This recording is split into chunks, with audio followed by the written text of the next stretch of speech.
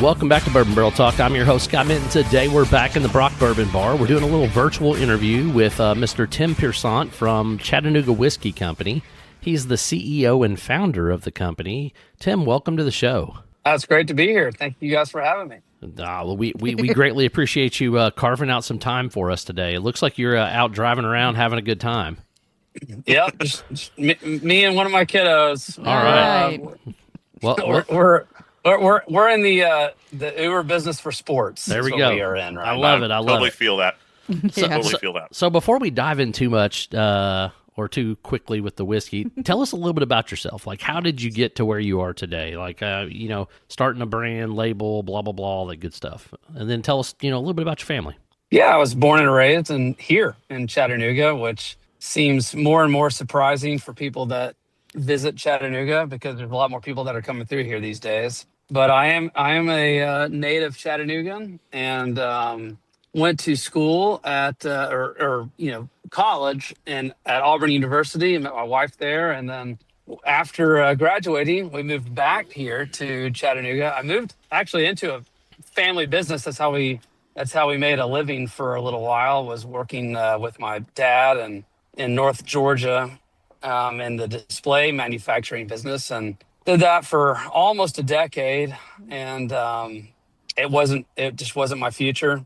Didn't feel the passion there necessarily. And he's an entrepreneur, and I was feeling that entrepreneurial pull, I guess. It seems kind of generic to say, but I just wasn't. It really comes down to wanting. I felt a pull to really want to make a difference in Chattanooga. My wife and I moved downtown in 2005, right after we got married, which downtown was not necessarily a place that a young couple wanted to move when they were first married. And so I was very proud of being a part of an early Chattanooga movement.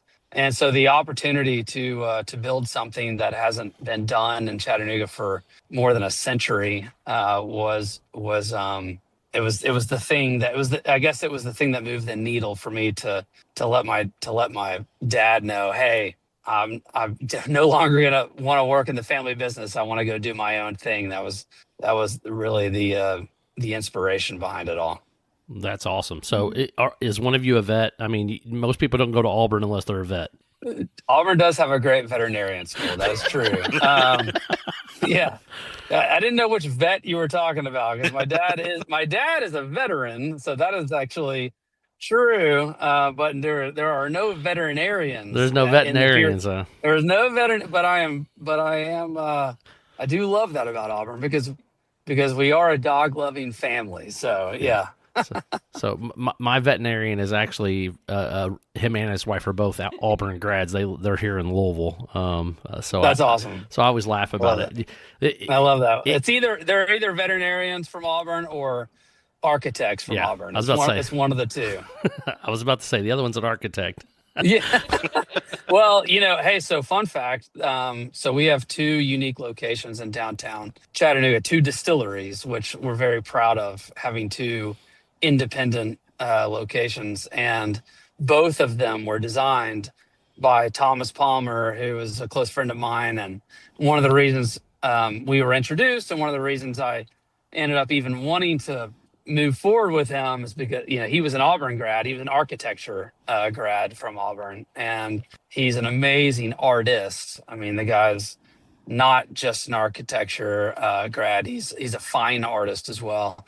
But it's just that connection, that Auburn architecture connection, actually plays into the Chattanooga whiskey story, which is really cool. That's cool. So, hey, let's talk a little bit about how it was, or the challenges behind, opening a distillery in a dry town, dry city, 100 years, that type of thing. What kind of legislative issues and city codes did you run into that created the challenges up front when you were opening? Yeah, I mean, it was illegal. It was a prohibition. It was a prohibition era law. It dated back to 33 or 1920, or really in Chattanooga's case, 1915. The last distillery shut down in Chattanooga, and there were multiple dozens of distilleries, and that was the inspiration to bring those back. And And when we started the company, we didn't have a good idea. When I say we, it was my co-founder and I. We didn't have a good idea of the laws, but we knew that it was illegal and that it had to be overcome. And it really started with one conversation at a time, from city councilman um, to your county commissioners, to the city attorney and the county attorney. And what we figured out pretty quickly was that this really is a prohibition era law because no one really knows anything about it. And that was a little scary because we didn't know how we were going to overcome that. Most local legislators didn't want to put their name on changing a bill or making something legal that hadn't been legal for 100 years. And that's really why, starting by outsourcing to Lawrenceburg distillers and telling the story of Chattanooga Whiskey 1816, basically figuring out a way to galvanize the community through a product. And it was like a storytelling device to get the community to start asking questions, to start understanding, what was the matter? Like, why was it not legal here? Why was there not a legal operating distillery in Chattanooga since pre-prohibition? And so that's where Chattanooga Whiskey 1816 came from. I mean, if you look at the first product we ever released, Chattanooga Whiskey 1816 was a Lawrenceburg Distillers of Indiana product. And simultaneously, we had started a campaign called the Vo Whiskey Campaign. And that campaign and that product was designed to galvanize the community so they knew what we were fighting for, because we wanted to legally bring it back again. That's really interesting. It's always funny when you look at how things get started, and anytime you're dealing with the law, like Indiana has some crazy, laws as well, where we all live. Oh, well, all of us but Brian. Sorry, Brian. I keep forgetting you're in the background over there. So I definitely feel that. Let's talk a little bit more about breaking the mold, right? When people think of Tennessee whiskey, they think of Jack Daniels, right? Like it's just the most synonymous thing out there. And and the process of the Lincoln County process, all that type of stuff, charcoal filter, Yeah. Yeah. And you guys kind of really have diverted completely away from that aspect. For one, I love the unique mash bills. That's something else I want to talk about, like going through this process. But like, what made you decide to do that? Was it a taste profile that you all were really looking to do something different from that aspect, or was it just, hey, let's just make a complete 360? So how did that come about? Yeah, it's a great question. I mean, the idea of being different for the sake of being different is not really a novel idea. It kind of, I feel like it has to be rooted in a purpose. And our purpose was about being higher quality and about a unique flavor that spoke to us specifically. And the Lincoln County process, which is what makes Jack Daniels and Tennessee whiskey special, is not something that necessarily spoke to us. It's not something that we are not proud of. I mean, we are proud of our heritage. We wouldn't have the opportunity to keep trailblazing if it weren't for the people that trailblazed before us. So we are thankful. We're grateful for Jack and Tennessee whiskey. But the flavor profile and the Lincoln County process was not. I mean, look, that was their thing, and we're thankful that it's their thing. It's not our thing. When I hired Grant McCracken, who was originally our head distiller, now our chief product officer, Tiana Saul is our head distiller today. But Grant, coming in from a beer company, he was the head brewer of Boston Beer, and he had a lot of experience with specialty malted grains that have been roasted and toasted, and had a lot of experience with that impact on the brewing industry, and felt strongly that there could be an impact on the distilling industry as well with that process.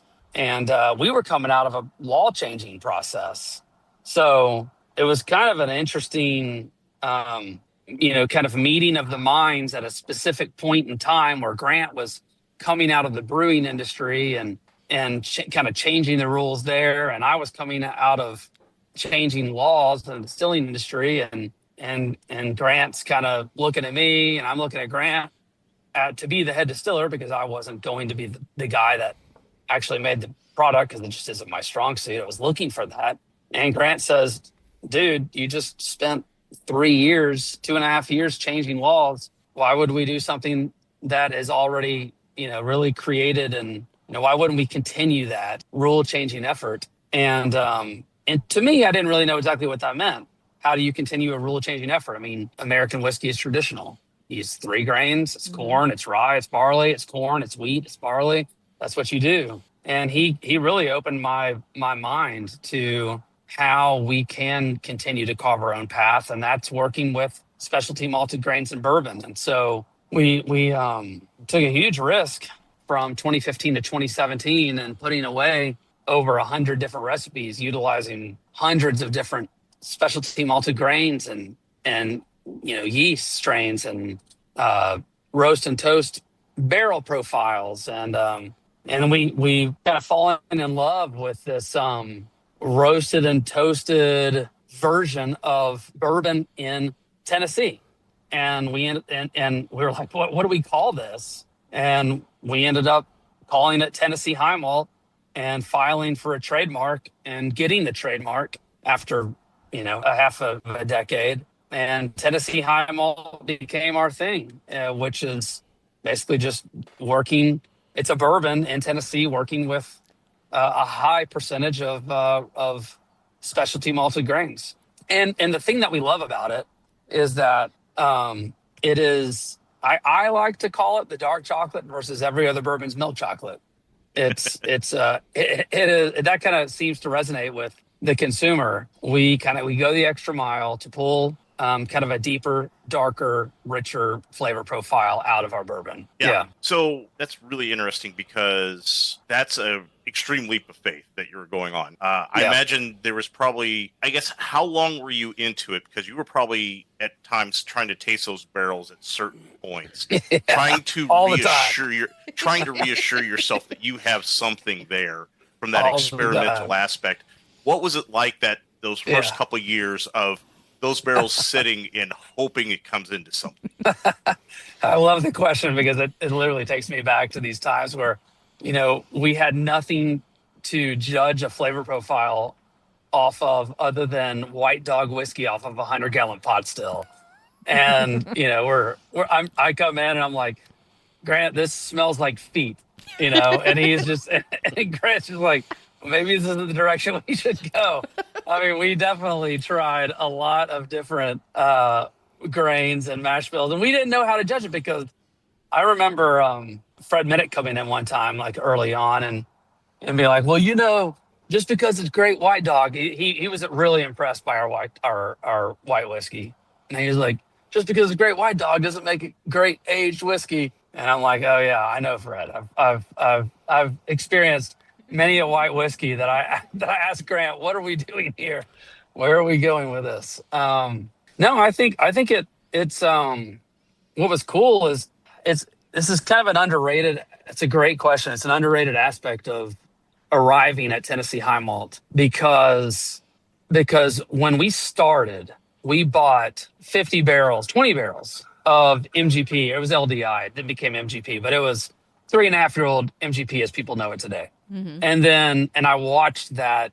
I sold it and I watched it as I sold it age from 3.5 years to 12 years. I've seen our own 75 corn, 21 rye, and 4% malted barley go from 3 years to 12 years, and even 16. Actually, we held a barrel on for that long. So I watched that process take place. I know what MGP is like from 3 years to 16 years. I've literally held hands with it all the way through that process. And I've also done that with our malted, our specialty malted grain recipes as well. All of them really. And you start, it's like watching your kid grow up. Honestly, it's kind of funny. I mean, to think about it, my kid's sitting here with me, but it's like watching your kid grow up. You kind of, you see it at a month and 3 months and 6 months and 8 months. And you kind of start to have an idea of like what direction this is going. And yeah, we were constantly tasting it. And so to kind of quickly more quickly summarize this. Interestingly, when we were deciding when for Chattanooga Whiskey 91, which is authentically made by us, to become our flagship, to replace 1816, our source product, I started tasting people. I say tasting, I mean tasting chefs, James Beard chefs, local chefs, people that had great palates on that product at 16 months, 18 months, 20 months old, and blind tasting them against some great, well-known, aged bourbons, because I felt like we were headed in a direction that was unique and high quality, and I wanted people to experience early on. I didn't want to wait. I really didn't want to wait for it. And I started getting feedback in blind tastings that was kind of shocking. I was like, man, I didn't know I didn't know how old this product was. I mean, you put it up against your Weller 12s and your Bland's, and people go, you kind of assume like maybe people would say, oh, this is a really young product, but that wasn't the case. The average person thought that our product evolving was every bit as old as the competition. They were saying 6, 8, 10, 12, and it was 18 months, and it was 12, and it was 20 months. They didn't know. And these are great. These are amazing people with palates for food and bev. And it opened my eyes to the, to how, the steps that we're taking that are so much different than everybody else, that they matter, and that the average palate, we're kind of brainwashed by certain aspects of bourbon, whether it's certain mash bills or certain age profiles or age statements. And I think that until you experience, craft at a really, really deep level and blind it, you don't know. And so it was really fun to kind of walk that entire process. Oh, that's definitely cool. I'm going to start to call your master distiller almost like a mad scientist, because I'm going to assume that he's also kind of started giving you that credence into your experimental series and your experimental location for that. And if you want to kind of elaborate on how that came to Yes. So Grant, is he a mad scientist? I'm not sure. Is he mad? Yes, he's definitely mad.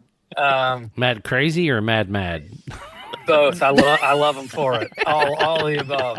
I love all the above. The guy is he has depth like no one's ever experienced before, and his intention. So we talk about intention a lot at Chattanooga Whiskey, and I think internally, and I think it's because we want to do right. We want to make it quality. We want to make it uniquely ours, and that's what made me trust Grant. From day one, his intention was, I just trust him. I knew he was going to make a great product. I knew he was going to make it uniquely ours. And the guy cares about our story as much as anyone does. And so going into the experimental process, it wasn't even called the experimental distillery. Fortunately, our investors didn't have any industry experience, so they weren't there to tell us not to do something. They weren't there to tell us like, no, that's a really bad idea. You shouldn't start an experimental distillery. And so we did these things that most other distilleries didn't do or would not do or have never done, because they weren't there to tell us not to do it. And Grant was kind of he was an artist, and I love that. Just to kind of back up a little bit, my wife and I met in art school at Auburn. And so there's like this deep-seated thing where I saw Grant's artistry, and I just believed it, and I trusted in it, and I wanted to invest in it. And fortunately, my investors wanted to invest in me and in our vision. And so I was just like, look, all this guy into the blaze of glory. And if he says we need to explore specialty malted grains off of this 100-gallon pot still, then that's what we're going to do. And then all of a sudden, we found ourselves 2 years later raising capital to build a bigger distillery, 30, 40 times bigger, actually. And the only reason we were able to do it is because the first 2 years were so successful. And we hadn't even really started launching that product yet. But when we started launching it, that's when we started to make a name for ourselves, that we were actually, we were doing something not just different, but but that people were believing in this whole Tennessee high malt process. So I think Grant, yeah. I mean, when it comes to experimentation, when it comes to where we are, I mean, I owe Grant a lot. I mean, almost everything. He pushed me to take the risks, because if we didn't take the risks, we were a me too, and so. But I knew that it wasn't just it wasn't just the sake of it wasn't for the sake of just being different. It was specifically to be to be kind of this dark chocolate versus every other person's milk chocolate. So I don't know. I don't know if that I don't know if that answers your question. But Grant, as far as the experimentation goes, I followed Grant's lead on it. I trusted him, and then after 2 years, we had 100 barrels put away.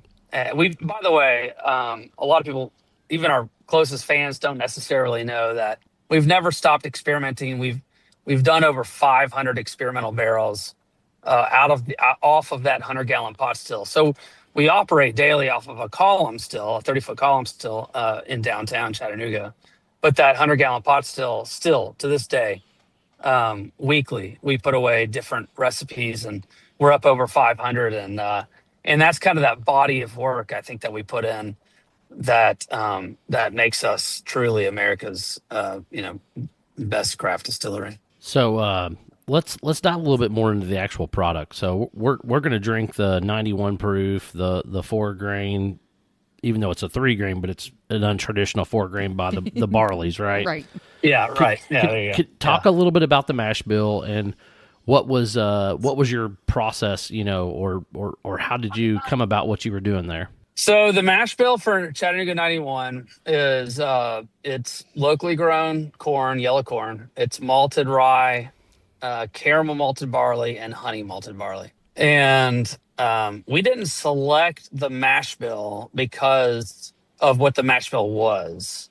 We selected the flavor profile, and because the flavor profile was to be our flagship, to replace 1816, to replace the original LDI bourbon, because it was a great blend of the past, the present, and the future. So that process was after in 2017, when we established the Riverfront Distillery, which is our headquarters, to scale our flagship recipes, and we opened that up in March of 2017.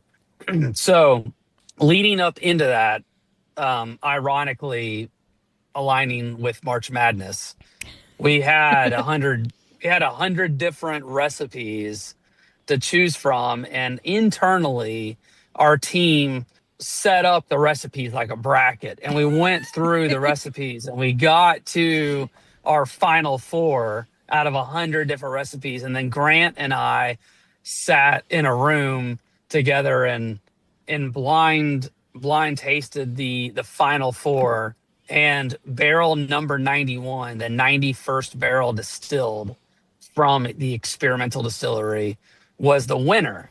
And it was the winner for both of us, because we got the corn, the sweetness from the corn out of it that was similar to 1816. Mm-hmm.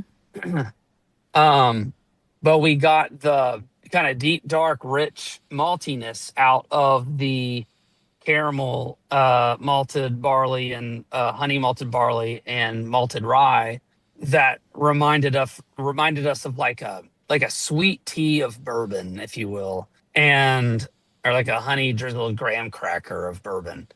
And that's what we were after.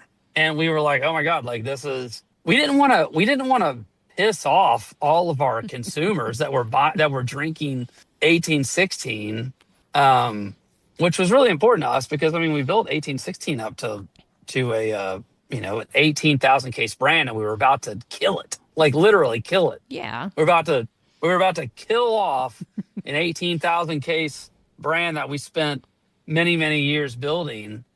And the last thing we wanted to do was have consumers, our Chattanooga whiskey fans, go like, they went from this to this. But we did want to make that transition into a specialty malted grain.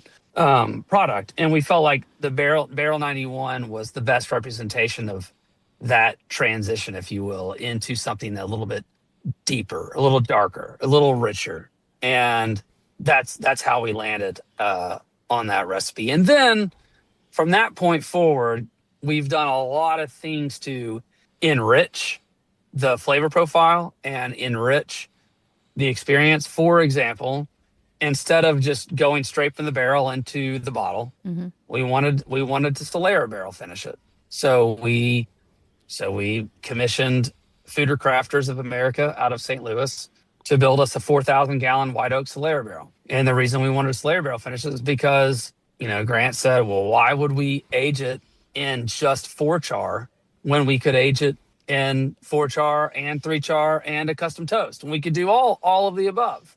Like, why would we just do this one approach when we could take multiple approaches to create complexity?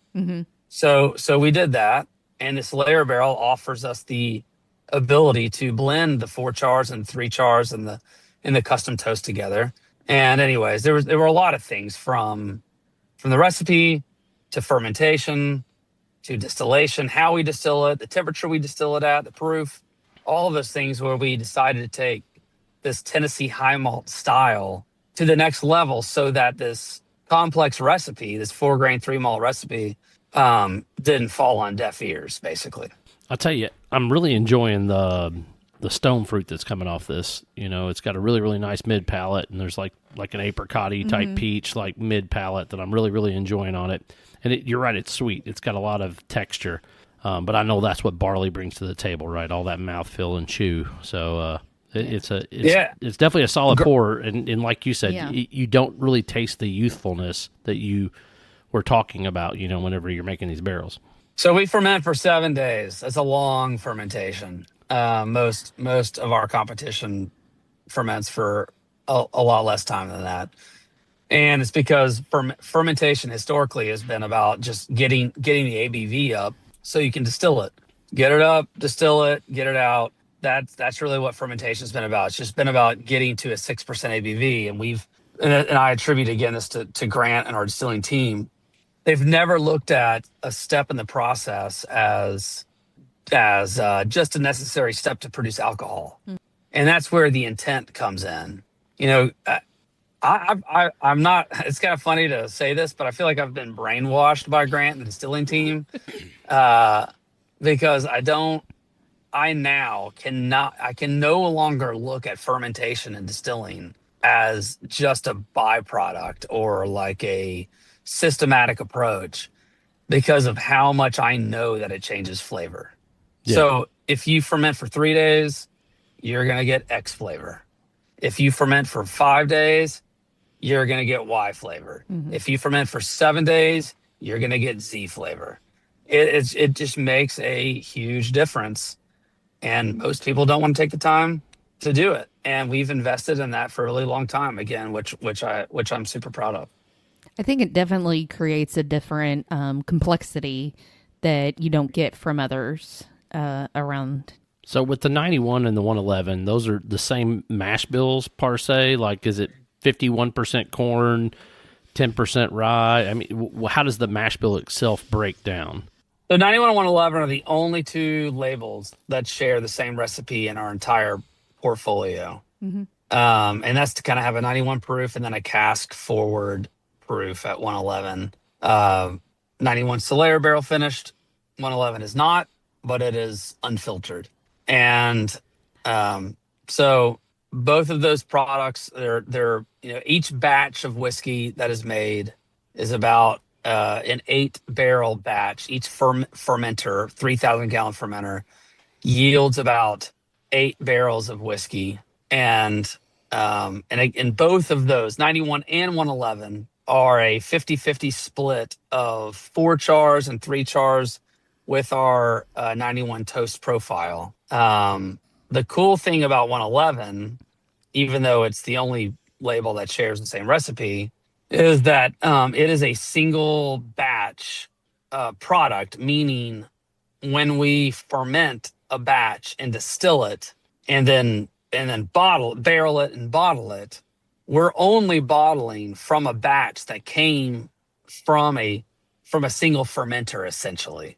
So you don't see a lot of that out there. You see, it's like a single barrel, but from fermenter to fermenter, these are open top fermenters.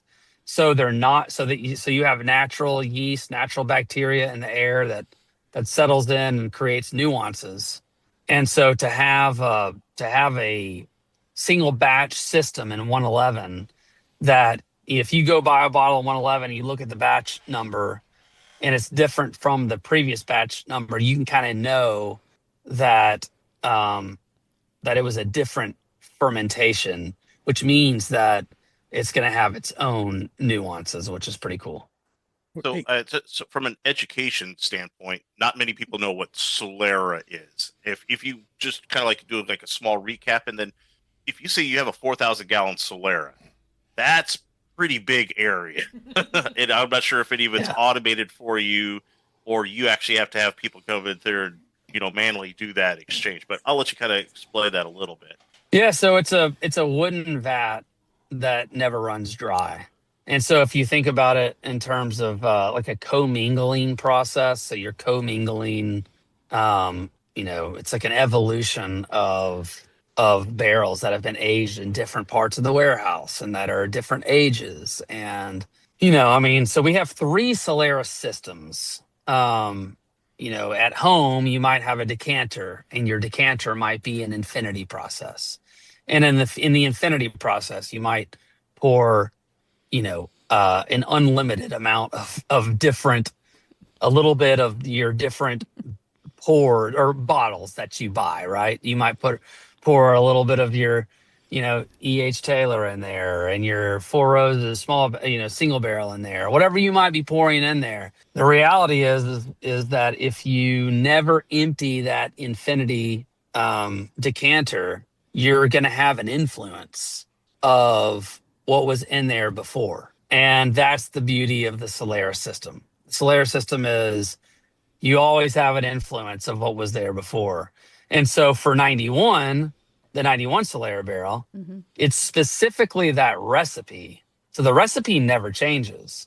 But the fact that you're commingling different ages and different toasts and chars, you're getting, and not only that, but different barrel entry proofs and exit proofs. You're getting nuances. You're commingling nuances of 91 to make the product far more complex than it ever would be if you just took it straight from the barrel into the bottle. So do you fill that thing up all the way? I mean, that's 75 barrels of whiskey, 4,000 gallons. I'm just doing math. I mean, that's roughly 75 barrels. So how much do you take out when you make a batch, and then how much do you leave in there to influence the future batches? Fun fact, the barrel 91 from Experimental, we bicycled on a trailer over from one distillery to the other, and we poured it into the Solera barrel, and it was the actual 91st, the last and 91st barrel to go into the Solera barrel. So there were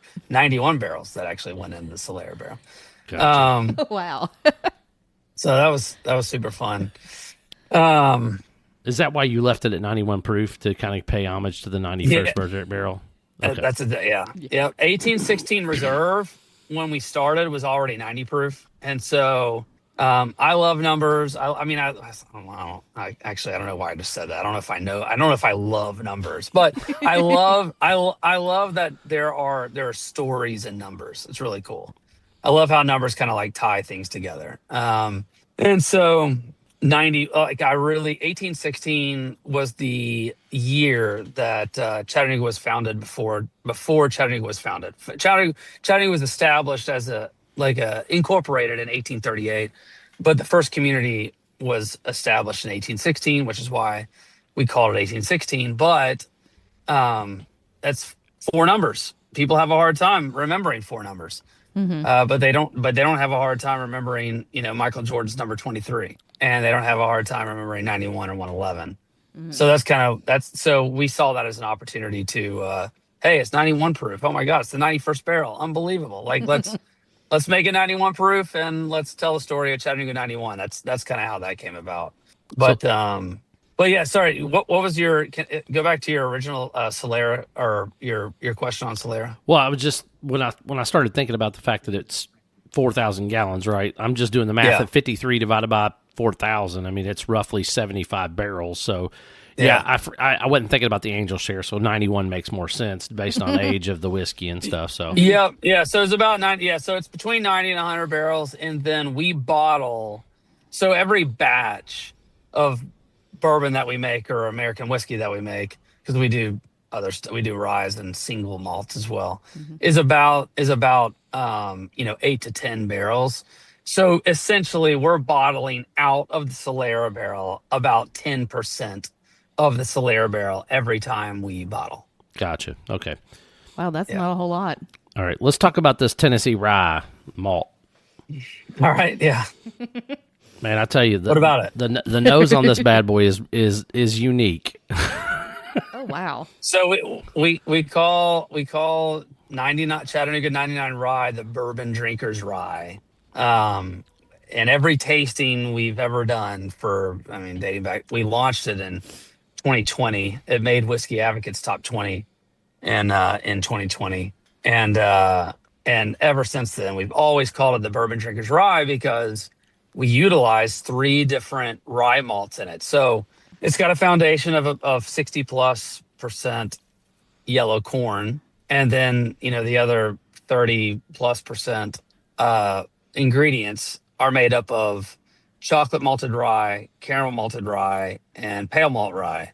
And having 3 different varieties of rye malt in there make it significantly deeper, darker, richer than your traditional rye grain forward bourbon.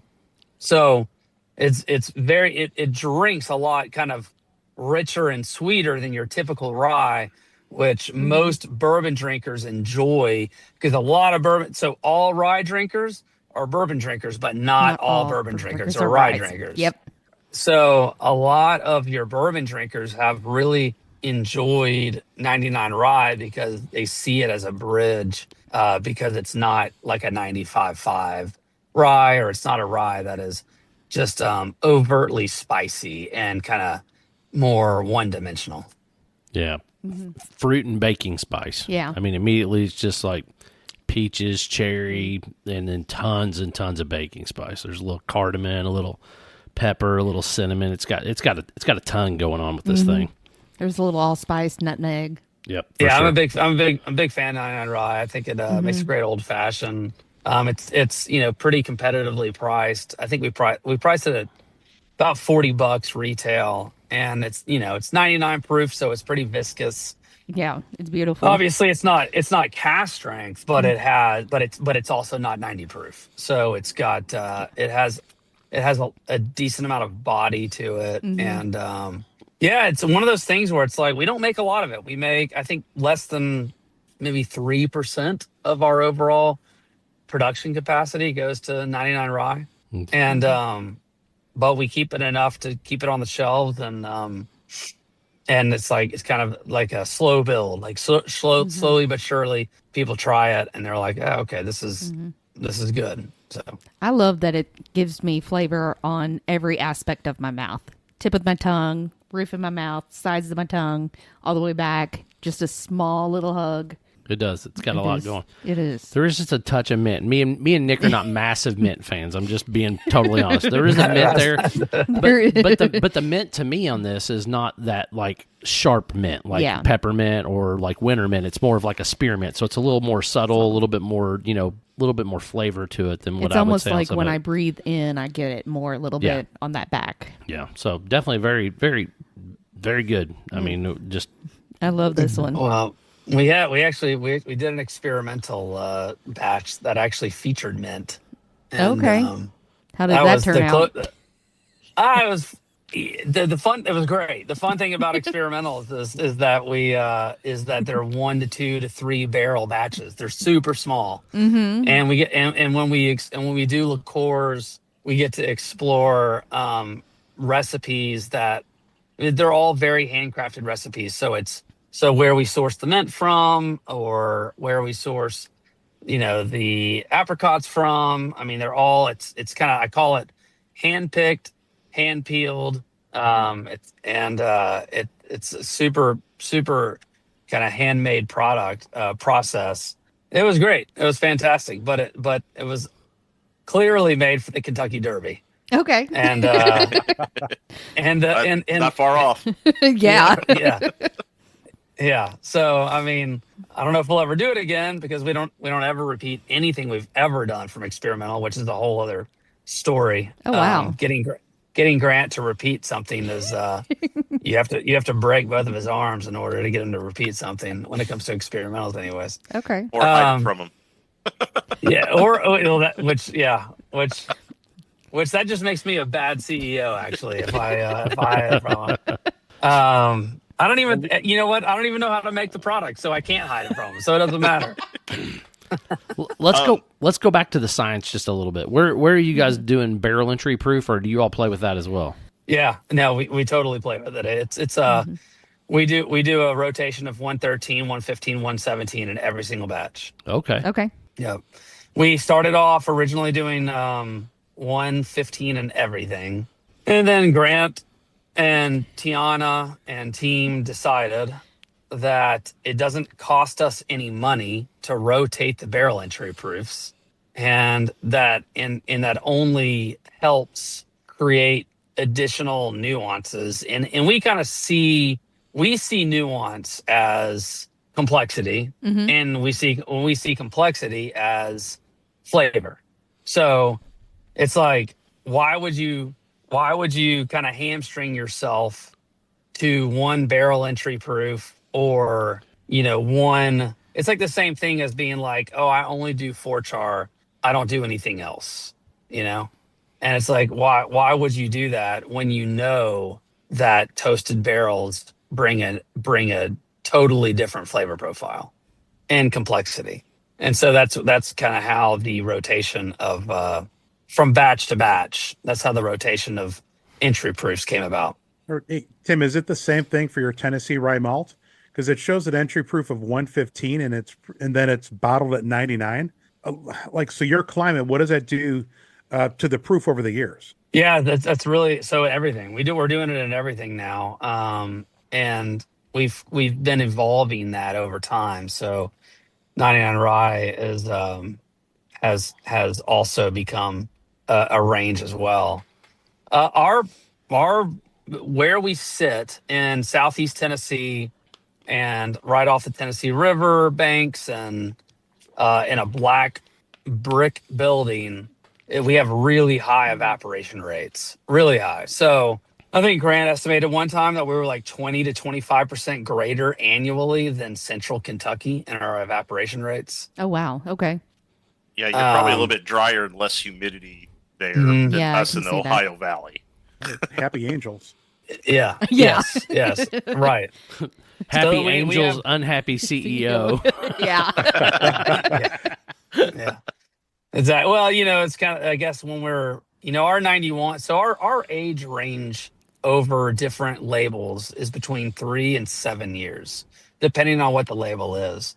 So, I have no issues with a 3-year, like 91 and 111 are about 3 years old. And I have no issues with that, because of our 7-day fermentations and our climate, and the fact that our barrel house evaporates 10% the first year and 5 to 7% every year after that. I mean, we have a really high evaporation rate. So it just, age is a factor. It's not the factor. It's a factor. So that's, that's it kind of allows us to release products at a 3 to 4 year age range that, elsewhere might be more like a 4 or 5 or 6 year age range. All right, we're going to dive into this cask 111. I'm going to tell you right now, man, just immediately, the nose on this thing is crazy. Mm-hmm. I mean, it's like cherry cola. Yeah. A little bit of like straight caramel. I mean, it's got a lot going on. And it's crazy. That. And it's crazy that it's that much different than the 91. Yeah. And I know the Solera has some influence, but like it's insane that at the higher proof, at how much more of like a bourbon that you're getting out of this. Right. Yeah, the main differences. Obviously, number one is 111 proof versus 91 proof. Number two, 91 is Solera barrel finished. 111 is not.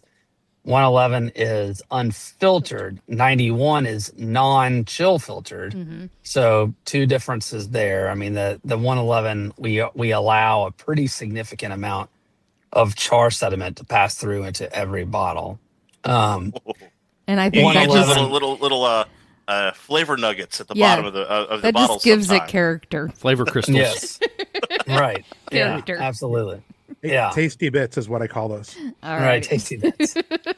Yeah. So- 111 is it is single fermentation, single batch. So a 7-day fermentation, you do allow a lot of the natural elements to settle into a fermentation and create a secondary fermentation, which we call trans-esterification, because you get esterification from the first part of the fermentation and our yeast, which we use a yeast that has been created more for single malt because we ferment at cold temperatures and the 70 plus degree temperature, and then that takes place the first 3 or 4 days, and then the second 4 to 7 days is more of a is more where the natural bacteria settles in, natural yeast settles in.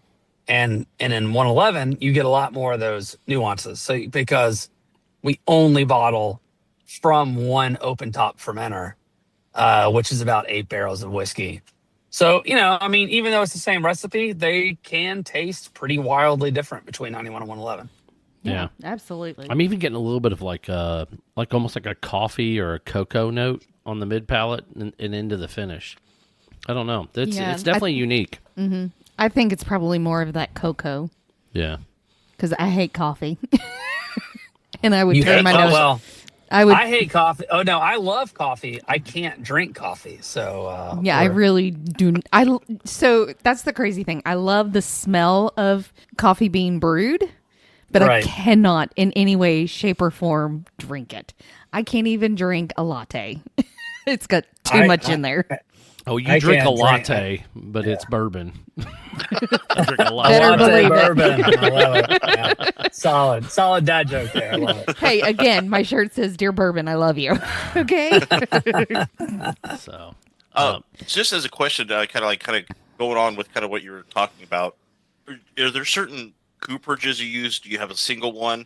And then whenever you start going into that, you've already mentioned the different char levels, the toasted heads. What are I imagine that's another area of experimentation that you're probably going with, of those different type of barrels. If you want to kind of say where you're kind of going with that.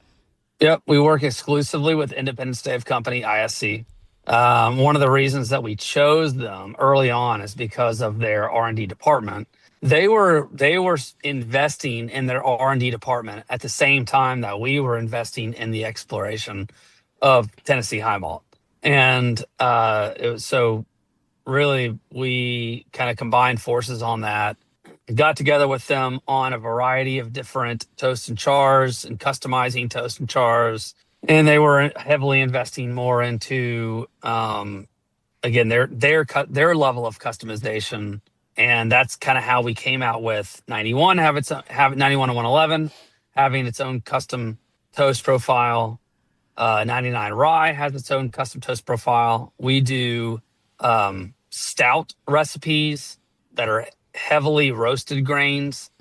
And we work with ISC on a custom toast profile for our stout recipes and our wheat. We do wheat recipes. And so, we work very closely with ISC on developing different barrel char and toast profiles that complement the recipes that we are aging. Okay. Now, kind of like a dovetail to that is that you say you have a column still, you have a pot still. Where are you able to? Do you have your own rick houses now? Or are you starting to move into your own rick houses, or how is that working for you right now? Because I mean, downtown Chattanooga really isn't a a great place to put a bunch of rick house. Yeah, right. Yeah, Right. I get it. Yeah, I understand. Down by the river. Yeah. By the way, that's the second time that has been referenced today, and it's really weird that you just referenced that. Because about 2 hours ago, before this, somebody else actually said the same thing. Wow. So we keep about 5,000 aging barrels on site, and then we keep another 2,000 aging off-site, and then 200 age at our experimental distillery. So, and we kind of look at it as a dunnage because it's not a multiple level rick house. It's a single rick house.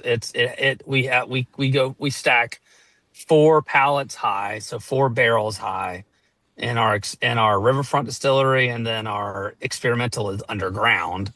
So we can't stack. We can only stack really 1 pallet high underground. So, the nuances of products aging in rick houses for Chattanooga whiskey is, I would say it's not as drastic as a 6-level barrel house from one level to another.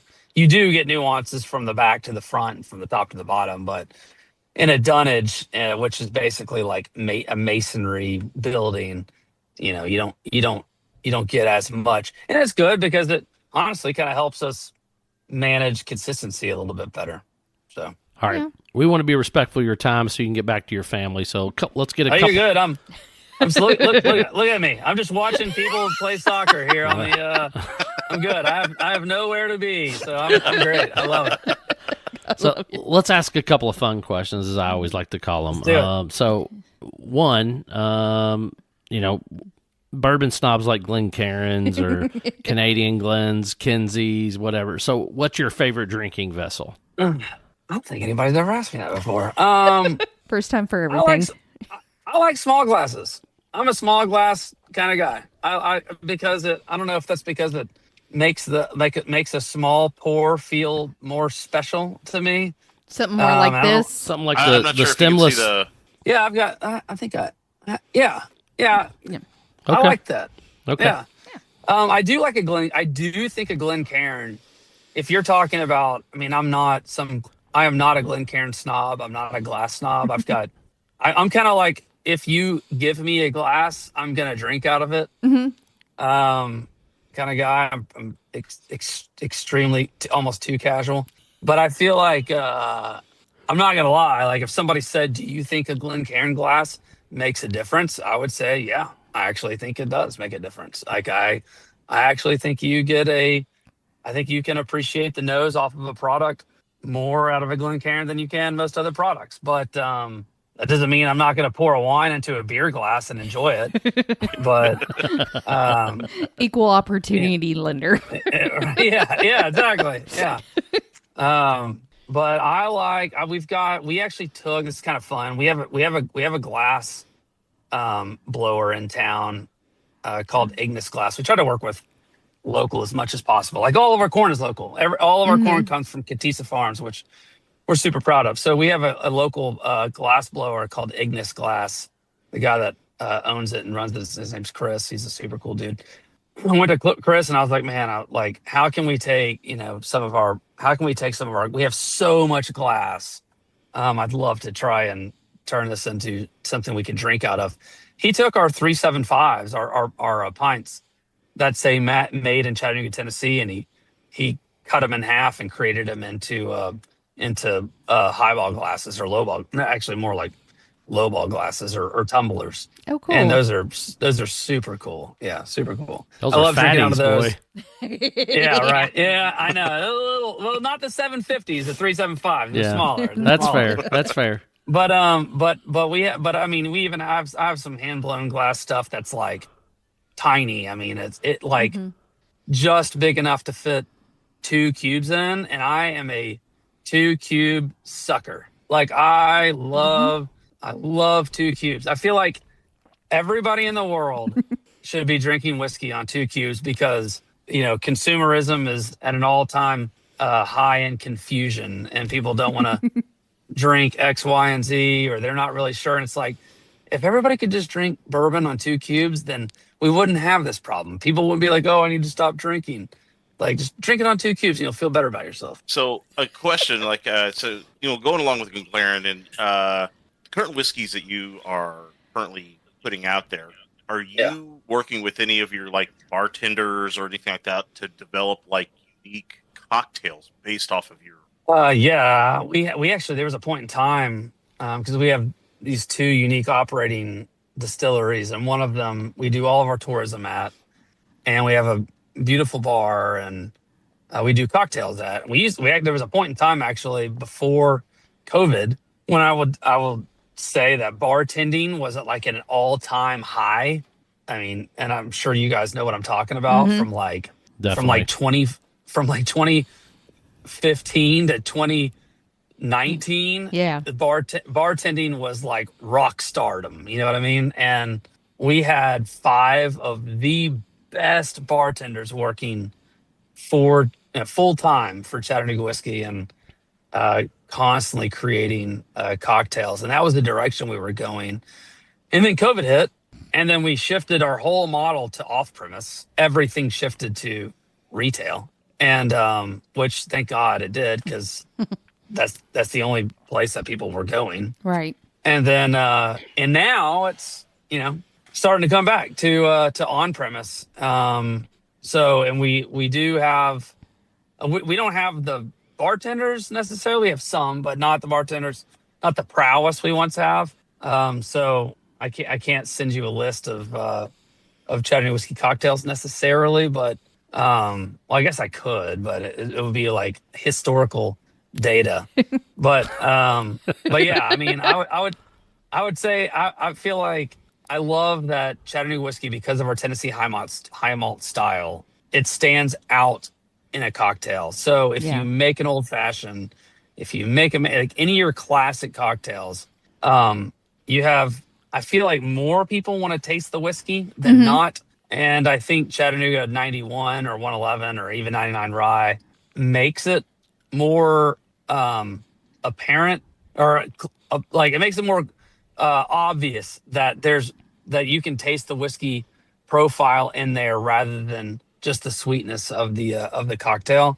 So we push the classics a lot, but I don't have like a list handy of although I will say this, in every winter we have this big parade downtown called Maine by 24, and we make we do a hot chocolate and with our whiskey in it, and then we do the what is it with honey?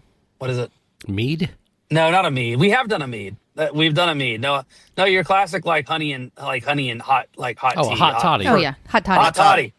Chattanooga whiskey hot toddy with like 91 or 111 is unbelievable. I can see that. Yeah. Definitely see that. All right, here's the crazy one. Zombie apocalypse. Here we go. You just got bit, dog.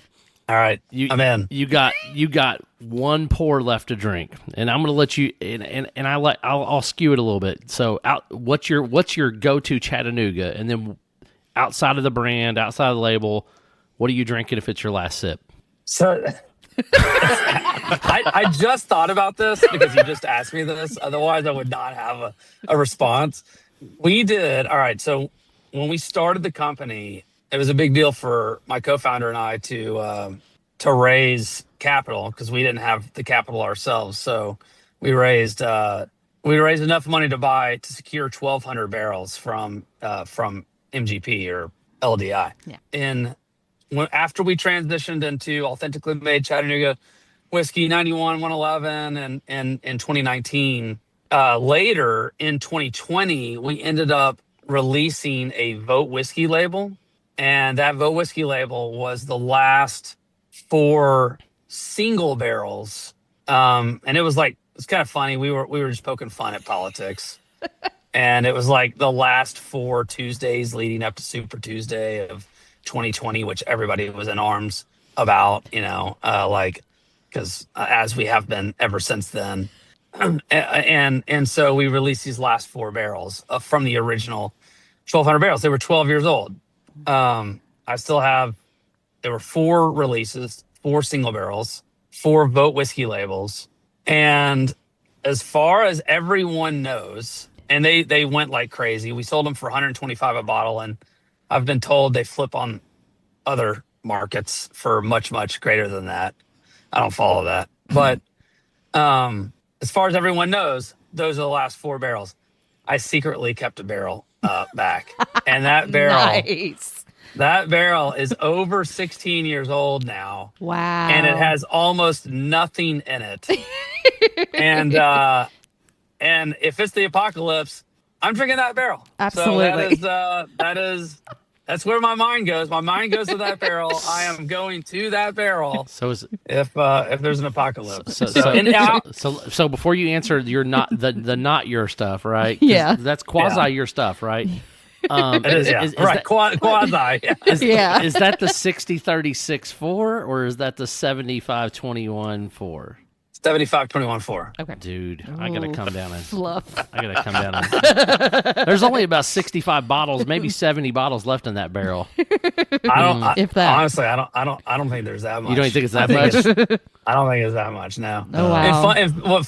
One of our distillers set a 100 ml sample on my desk like a handful of months ago, and was like, "Hey, this is the last, the last barrel." and I was like, who else has been tapping into this thing? You know what I mean? Like, all right, you're bringing me a 100 ml sample of this. Like, who else has been drinking this? Anyways, outside of that, I don't know. This is I know this is a sad thing to say. I don't drink whiskey really. I mean, I will, but I don't like seek whiskey outside of Chattanooga whiskey because we have so many labels and I have so much of the stuff in my house. I can't even like begin to make it through it myself. Oh, believe me, I understand. Yeah, I'm sure you understand. Yeah, I get it. So, but before I was drinking Chattanooga whiskey, I loved Four Roses single barrel. That was my jam, and used to drink a lot of that. So maybe. So, are you a traditionalist, the OBSV 100 proof, or were you like actual single barrel proof? And is there a mash bill you like? No, I didn't go after a mash bill. I do like barrel proof. So I would say I'd go after that. But there wasn't a mash or a yeast strain that I was going after. Gotcha. I know they do different yeast strains, but yeah, I don't know. I mean, I now that I like, as the older I get and the harder hangovers hit me, and I have to get up and I got kids that are like got to be somewhere like tonight. I've really limited myself to like very specific things. Like I'm very like it's. Like I'll drink, whiskey on a couple of cubes, and I'll drink, like I love Mexican lagers. So like those are my 2 things. I'll bounce back and forth between varieties of Chattanooga whiskey and varieties of Mexican lagers, and pretty much in terms of alcohol, that's my life. There we go. All right, fair enough. All right, so if people want to reach you, if they want, hold on, you got one more. All right, Nick. Nick's got something. Well, I don't want to overshadow this, but we haven't talked about Chattanooga whiskey getting Craft Distillery of the Year. Oh, and what does that no, we mean haven't, you? have we? It means everything to me because that's what I feel like we are. I'm, thank you for bringing that up because I really, it's not just an award to me. It's like it really, and there's a million awards out there, right? Mm-hmm. There's so many. People have been inundated. I mean, I think back in the mid 2000s, people would look at like a San Francisco Spirits competition award and they would go, oh, like I have to try that.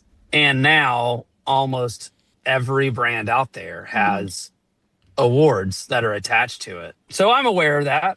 And it makes me not want to put, I think we've won, I don't know. We've won 50, 75, I don't know. We've won a lot of awards. Mm-hmm.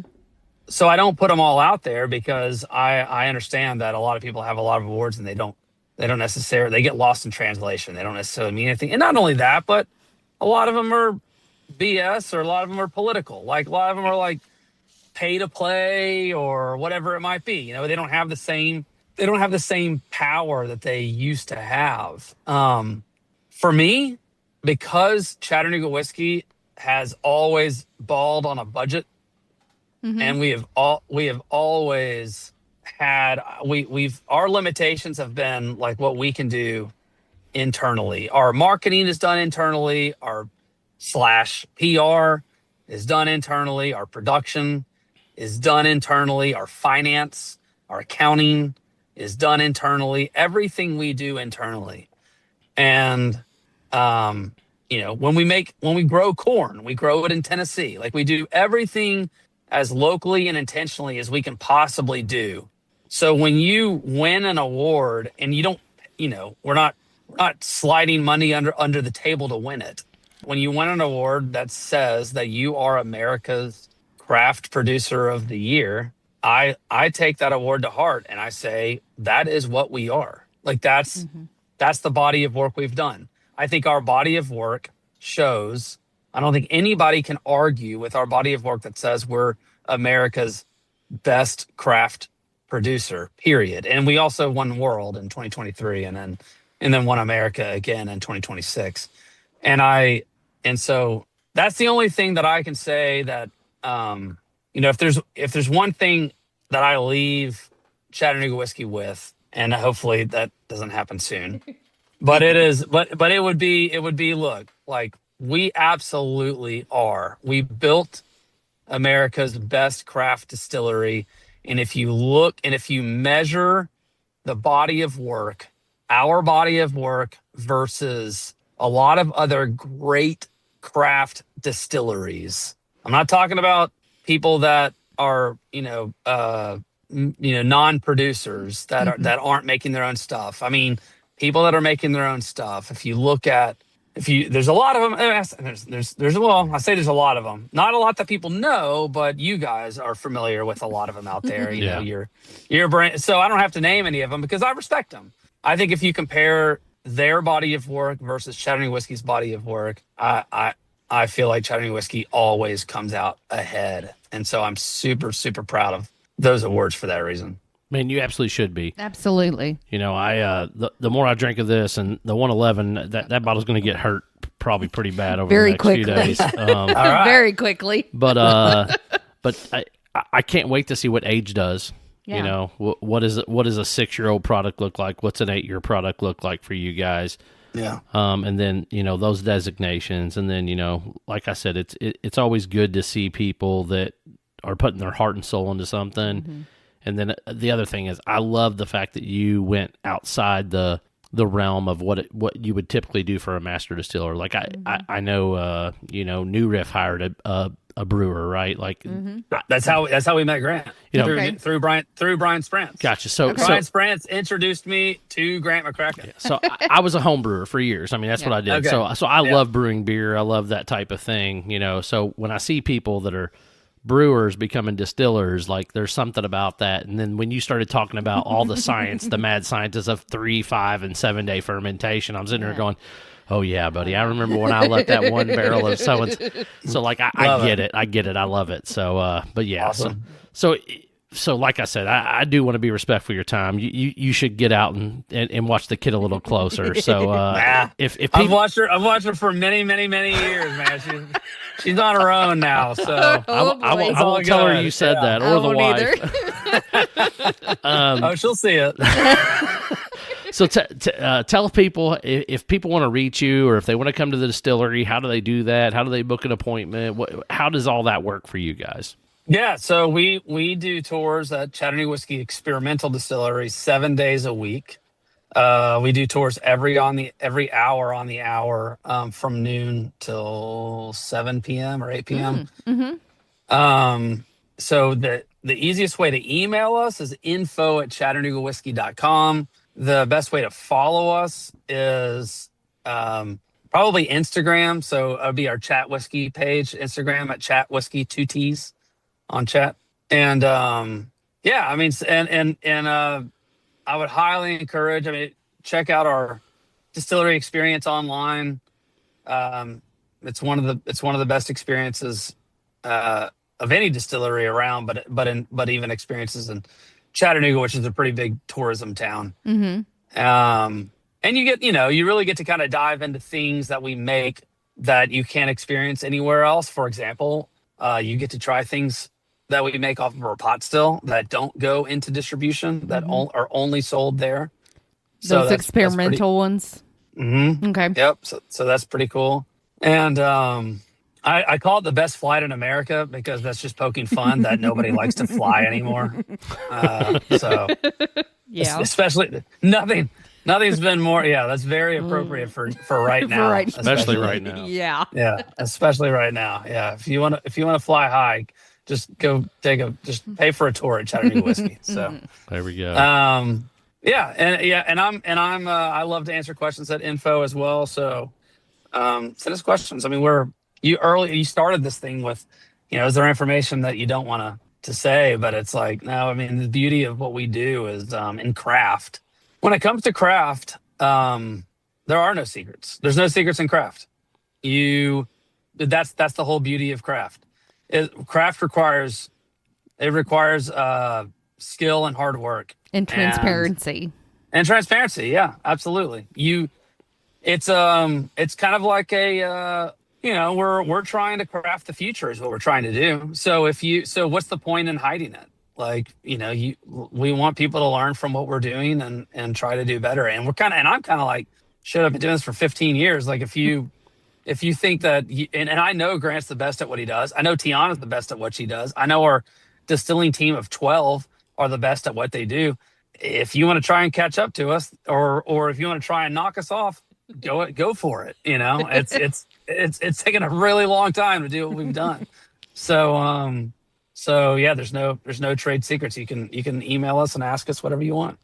So before we, I think one last question I have is there anything on the horizon or that you're coming out from an experimental or anything side that you're excited about that you would like to share or can share? So we've done a lot of liqueurs over the years, a lot. Okay. And I think those always fly under the radar because they are so small and because they are so limited and they're limited to our local markets. But they are incredible. And when we do a liqueur, there's nothing like it. So I am excitedly working with our production team on how do we. I use the word scale, I say lightly, but it's not. You just can't. You can't just scale something from 3 barrels to 300 barrels unless you invest a lot of money and time and improve the concept. So I'm just trying to get our experimentals. Like for example, we did an what we called Project Alpha, which was also known as the Intergalactic Comet Crusher, which is one of the wildest experimentals we've ever done. That had 42 different botanicals that were infused into the product. Oh wow! And we're trying to figure out how to make another batch of a few barrels of it for this summer. And so, anyways, constantly working on how to get from 3 barrel batches to 6 barrel batches to 9 barrel batches on those types of things.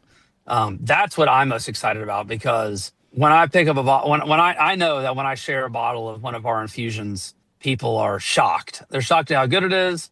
They're shocked at how unique it is, and they don't last very long. So I think that might be a unique future for Chattanooga whiskey. Well, Tim, thank you so much for your time. If you don't mind, stick around for just a couple seconds after I sign us off. I got a couple more things I want to touch base with you about after that. So thanks for listening to Bourbon Barrel Talk. If you want to find us, you can find us on Facebook, the Instagram, or the X. Make sure you hit the subscribe button. That way you get our episodes as soon as they drop on Sunday mornings at 6 a.m. Special thanks to Tim and the folks at Chattanooga Whiskey. Mm-hmm. And if you want to do that, you can email us any questions to bourbonbarreltalk@gmail.com. This is Scott, the Brox, Brian, and Tim signing off. Peace out.